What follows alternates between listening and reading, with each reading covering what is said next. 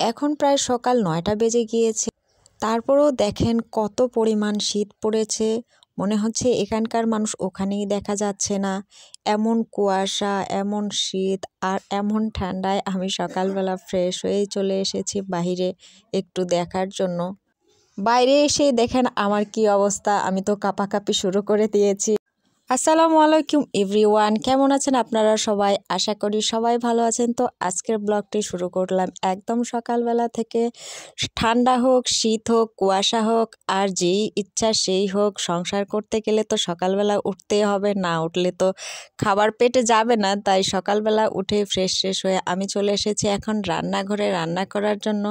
আর প্রত্যেক দিন আমার রুটিন আছে, আমার প্রত্যেক দিন সকালবেলা আর যাই কিছু নাস্তা করি না কেন রুটিটা বানাতেই হবে। রুটি বানানোর জন্য এখন আমি আটাটা তৈরি করে নিব। মাঝে মাঝে যখন শরীর ভালো লাগে না তখন মনে হয় একটু শুয়ে থাকি, কিন্তু কি করব, কাজ তো আমাকে করতেই হবে। আমার একটা বাজে স্বভাব আছে, আমি যতই অসুস্থ থাকি না কেন শুয়ে থাকতে চাইলেও শুয়ে থাকতে পারি না, মনে হয় একটু কাজটা করে দেই। আর দেখেন এদিকে কথা বলতে বলতে আমার রুটিটাও প্রায় বানা হয়ে গিয়েছে। আর আমি রুটিগুলো কিন্তু অনেক সুন্দর করে বানিয়ে ফেলতে পারি, আর আমার এগুলো বানাতেও কিন্তু খুব একটা বেশি সময় লাগে না। আর আমি অনেক বছর থেকে এই রুটিটা বানাই, এই জন্য আমার কাছে একদম পারফেক্টলি রুটিগুলো হয়ে থাকে। আপনারা দেখলেই বুঝতে পারবেন যে কতটা সুন্দর গোল আর পারফেক্ট হয়েছে। এরপর আমি রুটিগুলো সেঁকে নেই, কিন্তু সেই ভিডিও ফুটেজটা আমি নিতে পারিনি। তারপর রাতের বেলা আমার হাজব্যান্ড এগুলো নিয়ে এসেছে, আমি দেখছি যে কি কি নিয়ে এসেছে। আর সকালের নাস্তা আমি কিন্তু রুটি বা পরোটা আমি কোনোটাই পছন্দ করি না, আমার খেতে একদমই ভালো লাগে না। তাই রাতের বেলা আমার হাজব্যান্ড আমার জন্য দেখেন কি কি নিয়ে এসেছে। ব্রেড নিয়ে এসেছে, তারপরে কেক নিয়ে এসেছে, তারপরে আতিয়ার জন্য চকলেটস নিয়ে এসেছে। এখন আমি আমার জন্য একটু নাস্তা রেডি করে নিলাম। সুন্দর করে 2 পিস কেক নিয়েছি আর 1 কাপ চা। চা না খেলে আমার মাথা ব্যথা এখন শুরু হয়ে যায়, তাই আমার দিনটা আমি চা দিয়েই শুরু করে দেই। সকালে তো নাস্তা শেষ করে এখন চলে আসতে হয় কিচেনে, কারণ কিচেনটা অনেক নোংরা হয়ে যায় রুটি টুটি বানালে।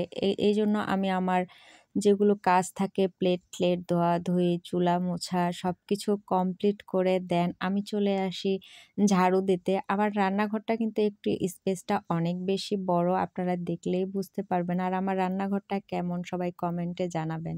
এরপরে এগুলো করার পরে আমি চলে আসি রান্নাঘরটা ঝাড়ু দিয়ে, পুরো বাড়িটা ঝাড়ু দিতে। শহরের বাসাগুলো কিন্তু একটু ছোট হয়ে থাকে, আর আমরা যারা গ্রামে থাকি আমাদের গ্রামের বাড়িগুলো যেমন বড়, আমাদের আঙিনাও তেমন কিন্তু বড়। বড় না হলে আমাদের কিন্তু কারোরই ভালো লাগে না। আর এই বাসাটা ঝাড়ু দিতে দিতে কিন্তু অনেক সময় লেগে যায়। আর যেটা দেখতে পাচ্ছেন এটা কিন্তু আমাদের এক সাইড, আমাদের বাসাটা হচ্ছে এল প্যাটার্ন, ওই সাইডে আরও আছে। তো এগুলো শেষ করে চলে এসেছে আমার বাসায় গেস্ট, আর এটা হচ্ছে আমার ভাগ্নি রায়ান। এর আগের ব্লগগুলো যদি আপনারা দেখে থাকেন তাহলে হয়তো বুঝতে পারবেন, আর পিছনের ব্যাকগ্রাউন্ডটা কিন্তু ইগনোর করবেন। আর ও চলে এসেছে আর আবদার করেছে যে মামি আমি আপনার হাতে পাটিসাপটা পিঠা খাবো, তাই চলে এসেছি পাটিসাপটা পিঠা বানাতে। পাটিসাপটা পিঠা বানাতে এখন আমার বেশি সময় লাগে না, কারণ এটা বানাতে আমি অনেক বেশি পছন্দ করি। আর মানুষ যেটা মন থেকে পছন্দ করে সেটা কিন্তু বানাতে খুব একটা সময় লাগে না। এদিকে আমি দুধটা ঘন করতে দিয়েছি, আর এক সাইডে হচ্ছে একটু দুধ উঠিয়ে নিয়েছি, আর এখানে আমি চালের গুঁড়ি মিশিয়ে দিচ্ছি।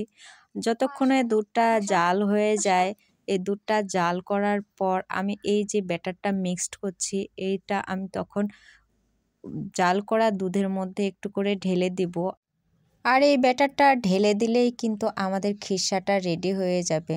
ঢেলে দেওয়ার পরে কিন্তু এটা অনবরত নাড়াচাড়া করতে হবে। নাড়াচাড়া যদি না করেন তাহলে কিন্তু নিচে লেগে যাবে, আর লেগে গেলেই কিন্তু পুড়ে যাবে।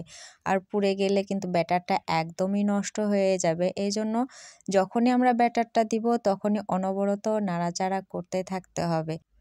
ফ্লেভার নিয়ে আসার জন্য এর মধ্যে আমি কয়েকটা দারচিনি আর কয়েকটা এলাচ দিয়ে দিয়েছি, আর সামান্য একটু চিনি দিয়ে দিয়েছি।